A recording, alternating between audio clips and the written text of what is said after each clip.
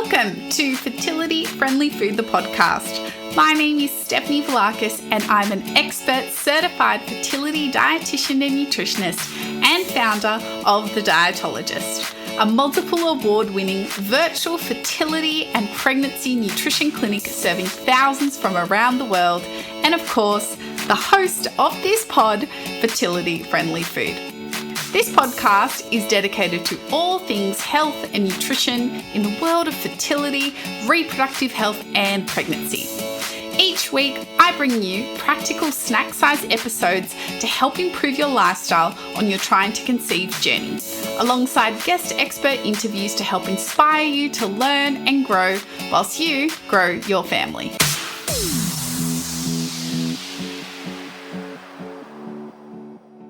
Welcome back, everyone, and I'm so excited to bring you another very special guest episode from one of our very own in the Dietologist and Fertility Friendly Food community. I was beyond grateful to receive so much interest in coming on the pod and sharing your stories. So I feel so privileged, so honoured. And I just wanted to let you know that today's fertility story does come with a trigger warning of miscarriage and pregnancy loss. We do discuss this in quite some depth and detail in this episode. So if that is not what you need to hear right now, please pick another episode and go and listen to that. And if you are in the thick of grief with pregnancy loss and miscarriage, please contact the Pink Elephants Support Network if you need further support. There are links to their resources in the show notes, and sending you all my love.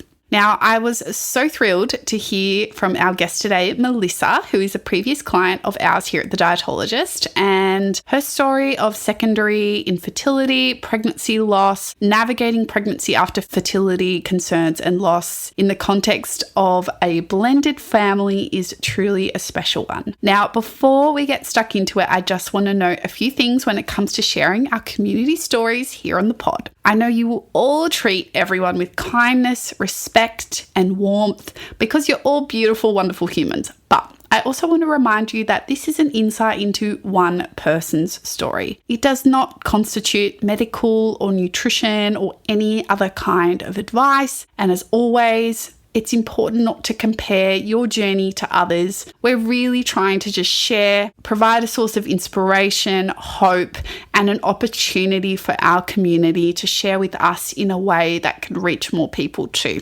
So without any further ado, a huge warm welcome to our guest today, Melissa. Melissa, thank you so much for agreeing to come on Fertility Friendly Food. We're thrilled to have you. So perhaps you can start us by introducing a bit about yourself, and then we'll get into talking a bit more about your fertility and conception journey. Hi, Steph. Thanks so much for having me. My name's Melissa and my husband's name is Nick, and we have 3 children. So we're between us. So we have a blended family. So I have 2 older children. We're young adults now, and I have a 13-year-old stepdaughter as well. And Nick and I have had quite a long journey. It's like 6.5 years to ABCO, and you were a big part of that, and that's why I'm really happy to be on here today and to share my story. So thank you. Thank you. And no, we're so thrilled that you have baby Theo here now. It was a long journey, and I know I was only part of it for a tiny fragment of it, but it was a pleasure, and it's a story that really stuck out in my mind. So I was thrilled to hear from you when you were keen to come on and share a bit about your story. So let's go back to the start of perhaps, when you and your husband decided, let's have a baby. Having had 2 older children in the past, did you think this will be easy, or did you think, it might be a bit harder? What were your feelings and thoughts in going into that next step of trying to grow your family? I definitely did think it would be fairly easy. I was 33 at the time, so I felt like being under 35, I still had a great chance of conceiving quite quickly. And because Nick and I had both had children before as well, and we both had both of our, the pregnancies on both sides, happened quite quickly. So I guess, to be honest, I probably didn't think about it a lot. It was more just an assumption that I hadn't actually even put a lot of thought into. It was more, we made a decision that we wanted to grow our family and have a child together. We'd been married for a little while. We knew that we didn't want to wait too long because we liked the idea of having a child who was closer in age to our older kids. So when we first started to try, our children were obviously a lot younger, and we just saw it happening fairly quickly. We hoped within a year.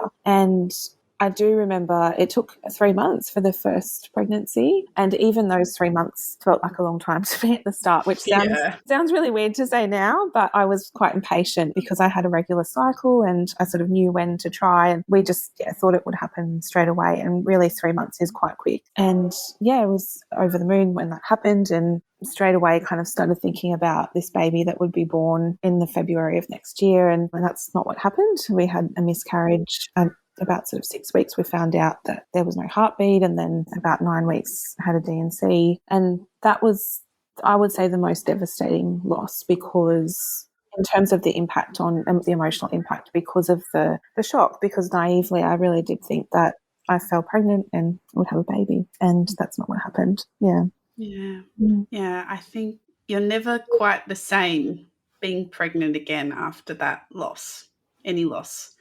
That first loss takes the wind out of your sails really quick, and people really struggle thereafter. How did you find after grieving that loss, and what did that look like? Did you think, oh, we're just going to get straight back into it? Or you were like, oh, we need some time to process what's happened here? Or did you launch into kind of medical investigation mode? What was kind of your next steps after that loss? So there was a bit of a gap where we weren't trying, and there's like some stuff that I won't necessarily share because it's about our family and our relationship. But because at that point we'd only been together a couple of years, so we were married, but only sort of less than a year. And as I said before, our kids were a lot younger, and so we found that the grief of going through that, it kind of made us take a bit of a step back and go, look, are we ready to do that again? And I know that I wasn't emotionally, I wasn't ready to go through that again. And so we did some work, I guess, on our relationship and our family before we were ready to try again.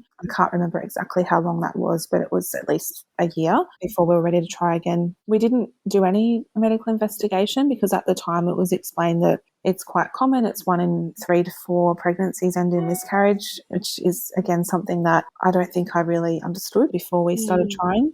And we just kind of, I found the grief really hard because it's something that is really difficult if you haven't been through before, or someone, like others around me didn't understand the enormity of what I was going through. And it's something I was reflecting on actually recently. So as we talked about at the start before the podcast, my cat passed away, and I'm not comparing losing a pregnancy to losing a pet, but it did make me think a little bit about the differences in different types of grief. I'm going to get to hear it now talking about it, but my cat, Tina, was 19, and so I've had her for, half of my adult life, half of my life, all of my adult life pretty much. Yeah, and it was quite sudden that she became unwell, and we made the decision to end her life because she was in pain. When she passed away, I had people, reaching out to me and checking in to see if we're okay. And, whenever I caught up with people afterwards, they would, ask about her. And I was able to process that grief,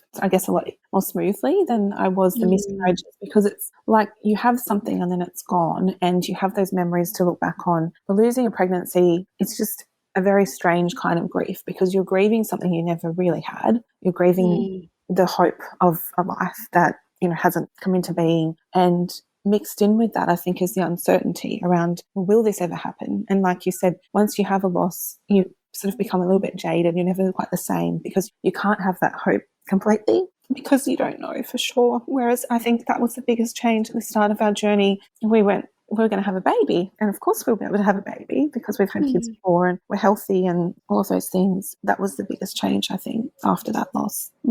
Yeah.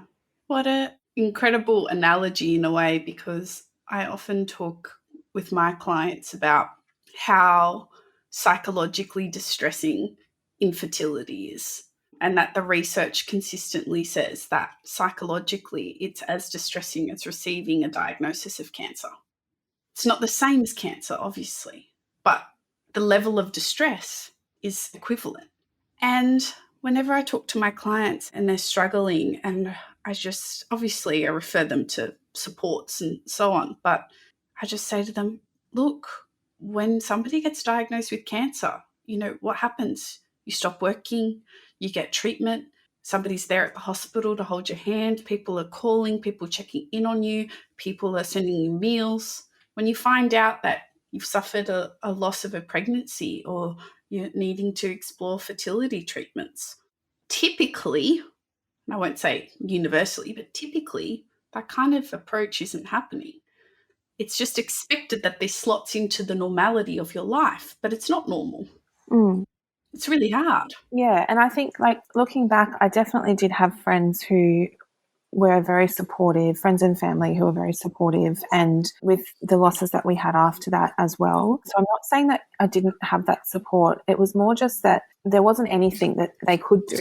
So, they would say, we're thinking of you and, sorry to hear that and things like that. And I guess the comparison I made with grieving for Nina was that, people could say things that actually did make it better. So they could say, well, she was so loved and she was a beautiful cat and, just things like that. And again, it's probably sounds weird to compare losing a pet to losing a pregnancy, but it's just that was a way that I kind of made sense of the differences in the grief, and it kind of helped me reflect on it as I was preparing to talk to you about my journey. Yeah.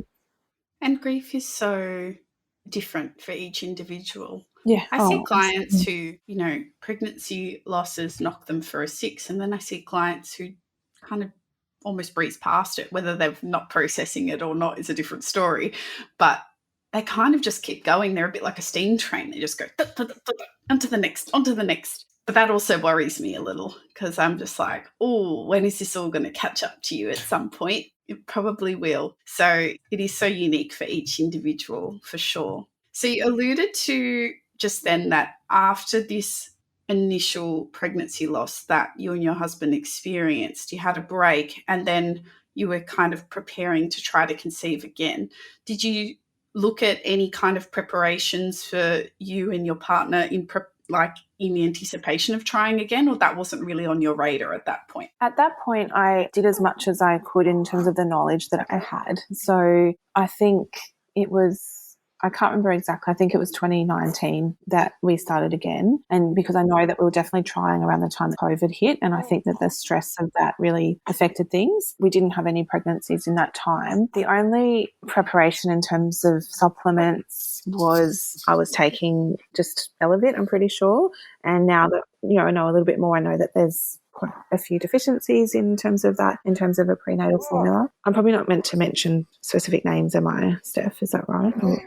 Okay. And so in terms of our diet, we sort of have a pretty healthy diet anyway. We try to have organic produce when we can, that sort of thing. And we eat lots of fresh fruit and vegetables. I'll just pop him on the other side, sorry, and then talking. Lots of fresh fruit and vegetables. We don't drink. I mean, or very rarely. Like, I might have a glass of wine every now and then. And so we kind of just felt like our lifestyle was pretty good anyway. And that what happened the first time was just, really bad luck. And when we started to try again, we hoped that we would, have a healthy pregnancy. And yeah. Yeah, where did the path kind of go to after that point? So I think after we'd been trying for most of that year in 2020, started to think that maybe something was wrong. And that's when I think we did do a little bit more medical investigation, and I saw a fertility specialist and gynecologist, and I'm pretty sure it was around that time that I was tentatively diagnosed with adenomyosis, which I know you've done a post on recently in terms of the effect on fertility, because I was having very heavy, painful periods. I also sort of have a tentative diagnosis for endometriosis, which hasn't been confirmed as yet because I haven't had a laparoscopy. But again, I have a lot of symptoms of that. So then I started looking at anti-inflammatory diet and lifestyle changes. I think it was around that time that I read a book called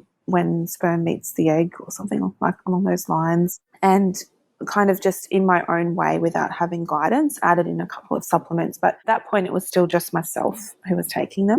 And then we did have a pregnancy in early 2021. So I found out I was pregnant in January and had another miscarriage in March. And so it was a little bit different to the first one in that there was an embryo that we could see, but no heartbeat. But more in that I needed to have another D&C, which was again, really traumatic because it involves going into hospital and having surgery and a bit of a recovery period, which then complicates the grieving. And yeah, but with that one, we were very much of the mind, let's just keep trying again, because at that point we were really determined to have a child together, and going through that grief again, but in a different way, yeah, just kind of really drove home how much we wanted it. So then we kept trying and fell pregnant again later that year. I don't remember exactly what month it was, but it was maybe around June. And so it wasn't too long after that miscarriage earlier in the year. And very similar to that one in 2021, where it was an embryo but no heartbeat, and the embryo was measuring too small for dates. And it's hard because it's not, again, there's that uncertainty even going through that, because with all three, you don't just go to a scan and they say there's no baby, you're having a miscarriage. It's always, we'll do another scan in a week or two and see what's going on, because of course they don't want to end a healthy pregnancy that maybe is just developing a bit slowly. But I think with the last two, I didn't really have any hope once I saw that there was no heartbeat at that first scan. Whereas with the first one, I think that's where a lot of the trauma came from, that I started Googling, all of these stories of where there's no heartbeat at the first scan at 6 weeks, but then there is when you go back at 8 or something. Didn't have that same, I'm going to say naive. It's not really naive. It's, but just that I didn't have that same hope, I think, with the other two miscarriages, because I've been through it before. So I was able to start grieving from then when I was still pregnant. And that was hard too, of course, because you still have all of the pregnancy hormones, and I still felt pregnant. I was still having, carb cravings and nausea and all of that. And yeah, having to sort of know that, yeah, I'm having a D&C probably in a couple of weeks. But we got through that, and that's when we started to speak to some more specialists. And I know I had an appointment with yourself and with Dr. Joseph Scroy on, even though he's in Melbourne and we're in Brisbane, I saw him virtually, and he ran some tests just to rule out some common causes of miscarriage. The hospital also did some tests like that as well, and they found that the baby we lost then was a little girl, and she had a chromosomal abnormality. So that seemed to reinforce the idea that it was something to do with, the quality of eggs and sperm. We also saw a naturopath called Alicia, and she also kind of recommended some supplements that would help for both of us to kind of boost the quality, of the egg and sperm to increase the chance of a healthy pregnancy. Yeah, that's basically kind of when we really started looking into things after that third miscarriage. Mm. Yeah. It's, if you could go back in time, would you tell yourself to have started to look at these things earlier? Obviously, you can't go back in time, and everything happened so that you could have Theo now. But hindsight's 2020. I think that's why I'm hesitating, because I think it's interesting. Sorry, I'm getting teary again. If you'd asked me that before he was born, even, I probably would have said yes, because for a long time I felt quite sad that we weren't able to have a baby when we wanted to have a baby back then, because even when I was pregnant, I felt sad to think that this baby was going to be so much younger than his older siblings and feel a bit like an only child. That Nick and I are a lot older. I feel too old to be going through all this sleep deprivation at 39. And, there's just a lot that, is not ideal. But now that he's here, I just have this deep feeling like it was always meant to be Theo. It was always meant to be him, and everything that we've been through is so worth it. But of course, we don't know if those changes are what made the difference. Of course, they probably wouldn't have hurt, but it could have just been bad luck or, timing. And so I do kind of have this deep sense that this is the right time, and Theo is the baby who was just waiting for the right time. Yeah. But it's hard to think of it like that when you're going through it. You can't think, there's just, when you're losing a pregnancy, you can't just think, oh, well, of course, there's another baby in my future. Because like I said before, I think that one of the hardest parts of that is the uncertainty. Will it actually happen or not? Yeah. Mm. When you became pregnant with Theo, how did you feel heading into that first trimester and preparing for that scan? I can only imagine the anxiety, the fear. What's the thing that I sometimes say to clients? It's almost like you're trying to protect yourself from the outcome that you've only ever experienced, in the recent past. So you're almost like, oh, I'm just not going to get my hopes up. I'm just going to go through the motions. And so you kind of have this small reluctance in like celebrating the pregnancy itself, especially in those early times. How did you feel going into your pregnancy with Theo, who's now here? Yeah, I definitely felt a lot more closed off than I did with the others. And earlier that year, around this time last year, really, we had, I wouldn't even call it a miscarriage. It was more like a chemical pregnancy. So I had a positive test, and then a couple of days later, I had a late period. And at that point, we had been both on supplements and made all these changes and been a lot more proactive about chemical exposure. And that was another thing I didn't mention before that we did change, was looking at the products that we use in the home. So we'd made all of those changes and then fallen pregnant again and had that very early loss, which wasn't, as I said, I wouldn't even call it a miscarriage. It wasn't even, it wasn't anywhere near the sort of grief that we went through earlier. But around that time, so it was, definitely was in about April, I remember kind of almost giving up on the idea of having a baby with Nick. And I remember saying to a friend at the time, we have children in a way together with a blended family, and we have, pets, and especially our little dogs, because they're kind of like our babies because we got them together. And and I kind of, it was so sad for me to say that, but I remember kind of thinking it's probably not going to happen. And so when we fell pregnant a couple of months later, I was very detached, I would say. I don't think there was a lot of hope. And I do vividly remember sitting in the waiting room for the first scan when I was about 7 weeks pregnant, and there was some kind of stupid game show playing in the waiting room. And I think like the last pregnancy that we lost, like Nick was sort of watching what was on TV, and I said, how can you focus on that? And with this one, I was just sort of trying to distract myself. And and then went in, and I couldn't believe it when they said that was a heartbeat. Like, it just didn't seem real to me, because so many times I'd been in that position, lying there, and you look up at the screen and it's not good news. And it took a little while to sink in. So of course I was so happy, but then I was still very guarded, because I knew that even at that early point things could change. And it wasn't until, so then, because of our history, we had regular scans. So I had another one at 9 weeks, I think, and then the other one at 12 or 13 when they do the NIPT.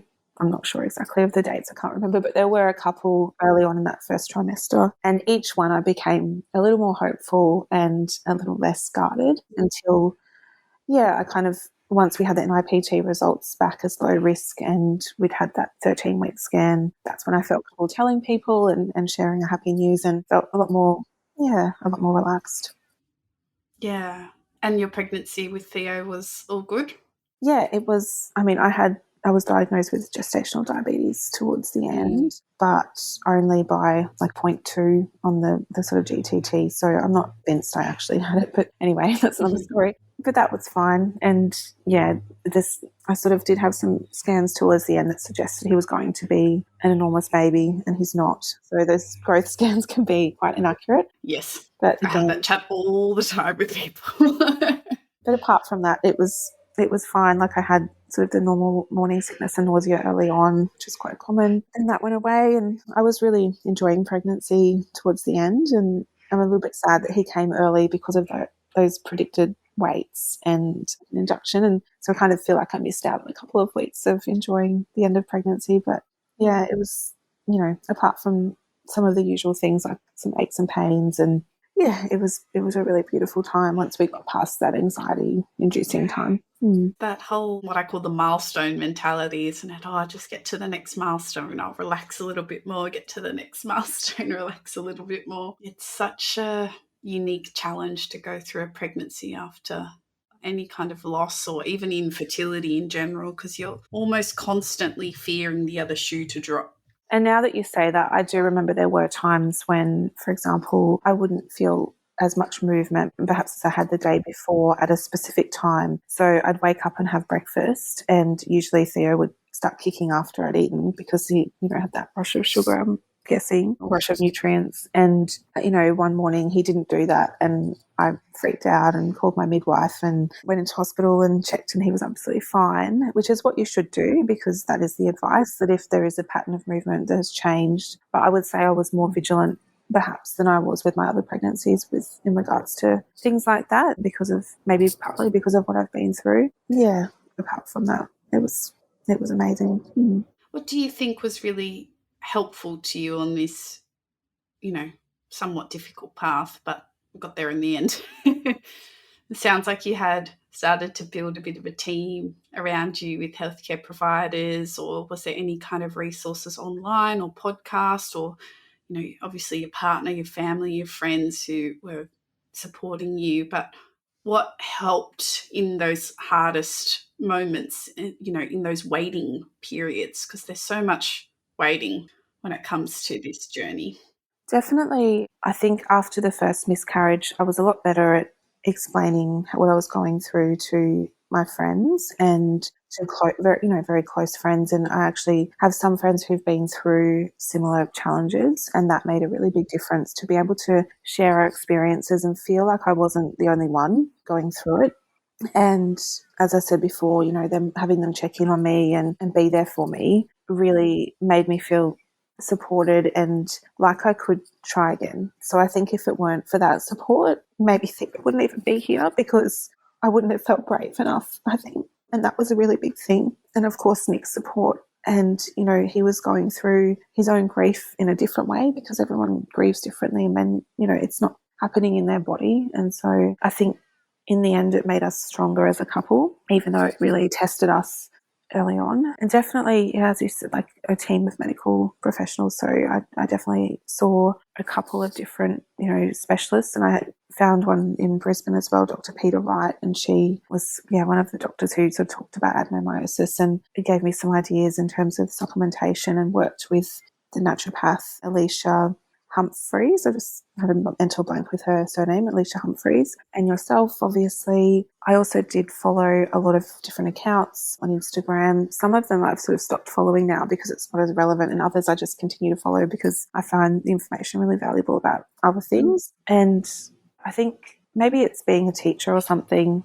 I do find like knowledge is power, and finding more information about how we could increase our chances of having a healthy pregnancy made me feel more in control. But then in the end, having said that, it was kind of when I wasn't, thinking about it, that it happened. And that probably sounds, to anyone listening who is trying to conceive, probably sounds really frustrating, because I know people told me when we were trying, just relax and it'll happen. And that's not what I mean at all, because of course that's not how it works. Like if you have some kind of medical reason that pregnancy is taking longer, and we probably did with our age, you can't just hope for the best and go on holiday and it will happen. But I think mentally that was help, maybe that helped a little bit, but physically we'd already been making those changes for a while. So I think it was a combination. I think what I tell, like what you described is very unique. And I do think some people sometimes misunderstand that as like, oh, just when you stop thinking about it, or just relax, or don't put so much pressure on yourself, and that kind of like toxic positivity vibe to like fertility, and that really pisses people off, which is fair enough. But I think what you're saying is different. And the way that I like to articulate it is, at the end of the day, changing your diet, taking the right supplements, getting the right medical support and testing, reducing your endocrine disrupting chemical exposure in your world like you did, all those things, it takes time for that stuff to all come to some kind of benefit to you biologically. It's not like, some things are quick, but in most instances, those things take months. And then you've also got trying to find the golden egg and the golden sperm, which sometimes takes months, years, in some cases, right? And as we get older, that length of time gets sometimes longer, or the ratio of the golden eggs and golden sperm start to drop, right? And so sometimes it's when we're not actively pursuing changes, but we've built a lifestyle that is a lifestyle, and you're kind of just doing it, and you're not really thinking about each thing being about your fertility, or each thing being about a pregnancy. that it all kind of falls into place for a lot of people. I call it like the marination time. It's the time in which you're marinating in everything that you're doing. That's the time. And I think sometimes, and I see it with even some other people that I work with, which they come to me, they're like, so what's next? And I'm like, you're doing it. You're doing it all the things. You don't need a what's next. You just keep going now. They're like, what do you mean? And I'm like, no. There's no more what's next. We don't need to keep changing things. Just got to keep doing what you're doing. It's hard. It's actually harder sometimes to not do anything. Just keep it going. But it's in those moments where you don't feel hurried and rushed to make a change that I think that's where people find the most benefit and experience that often of pregnancy.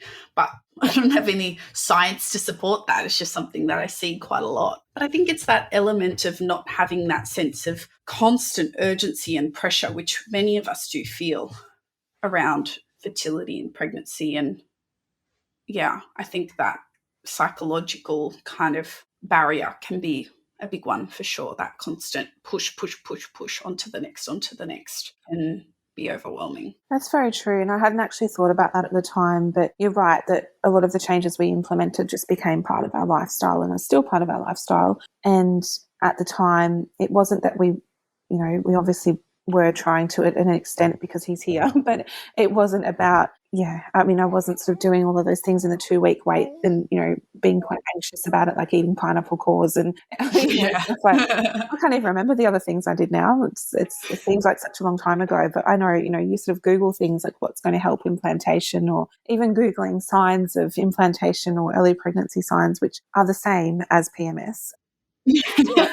So cruel. It doesn't matter how many times it happens that you think, I might be pregnant this month, and it's not. Still kind of get your hopes up. But I don't think that happened, the cycle with Theo. It's interesting. And I just kind of, did have signs and then tested and I was pregnant. I kind of knew actually, like I had this feeling that I was pregnant before I tested. But yeah, you're right. I'm going to have a little bit. Yeah, it does have to sort of become part of your lifestyle, and it does take some time for it to all work, but it's definitely worth it. Yeah. And it sounds like it's had longevity for you as well. It's not just been, I got pregnant and then I stopped doing all these things. It sounds like you tried your best to, despite the symptoms of pregnancy that often occur, that are barriers, that you maintained a lot of those skills that you built, and it's become part of now the way that your family kind of eats and lives, which is beautiful. I think we already kind of did a lot of those things to an extent, but certainly just being a bit more mindful about, as you said, like the endocrine disrupting chemicals and like having lots of different colours of foods, looking around. And even when I was pregnant, I was having, really bad carb cravings, and all I wanted to do was drive to KFC and go through the drive-through and get chips and gravy. I think I gave in once, but then the rest of the time... I remember that day. You sent me a message. I felt really bad because I thought, what would Steph say about this? Goodness me. But for the most part, I really tried to make better choices. So I'd be like, okay, well, instead of... I might not be able to eat kale because the thought of it makes me vomit, but maybe I can have like a toasty with some, cheese and some, it's okay, cheese and tomato and spinach or something like that, for dinner. So I'm getting some vegetables in that first trimester when it's really hard. Yeah. Mm-hmm. It is so hard, that first trimester. And I think I always tell people, your preconception diet is really flexing its muscles in that first trimester because it's giving you a little bit of carryover. And you know what to get back to once you do start to feel a bit more human again, which is really helpful as well. Melissa, can you leave us with perhaps what you might like to say to any listeners who are in the thick of, recurrent pregnancy loss, miscarriage, trying to conceive, and can resonate with parts of your story? It doesn't have to be about nutrition or lifestyle at all, but what would you say to someone? It's really hard to know what to say because, as I said before, I think when you're going through all of that, there isn't much that people can say because it's nothing anyone can say is going to make it better. And because the only thing, I remember a doctor said to me once actually when I had the first miscarriage, she said the only thing that is going to make this better is having a baby.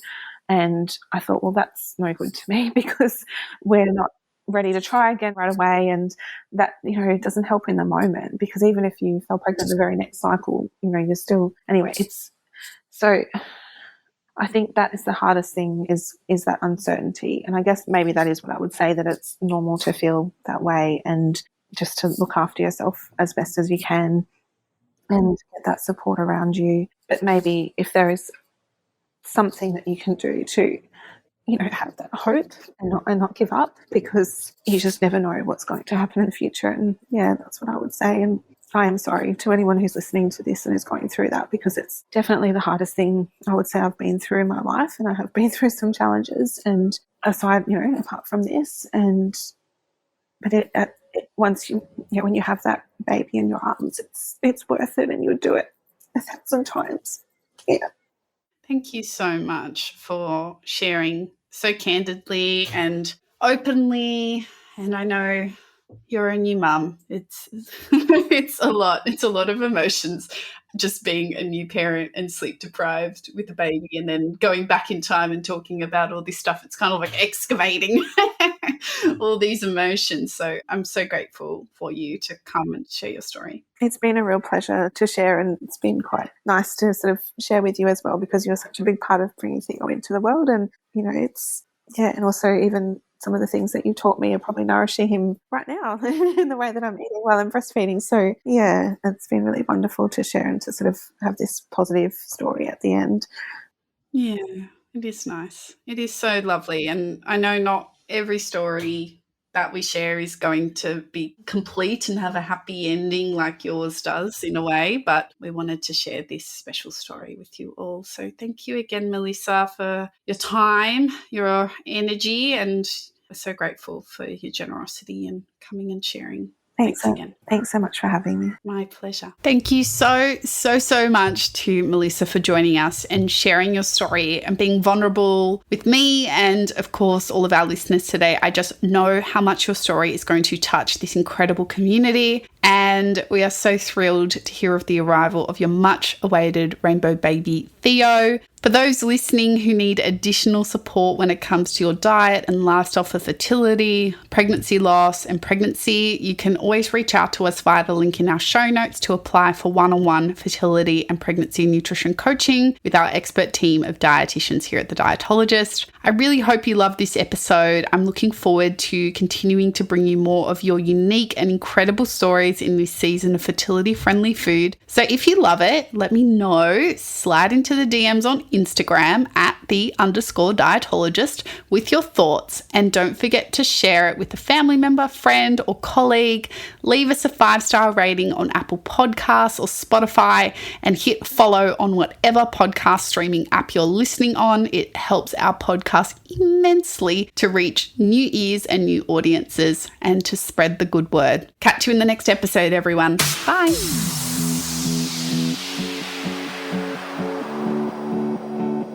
Fertility Friendly Food, the podcast, acknowledges the traditional owners of country throughout Australia and recognises the continuing connections to lands, waters and community. We pay our respects to First Nation cultures and to the elders past, present and emerging, and extend that respect to all First Nations people tuning in today. This podcast is recorded on the land of the Gadigal people of the Eora Nation.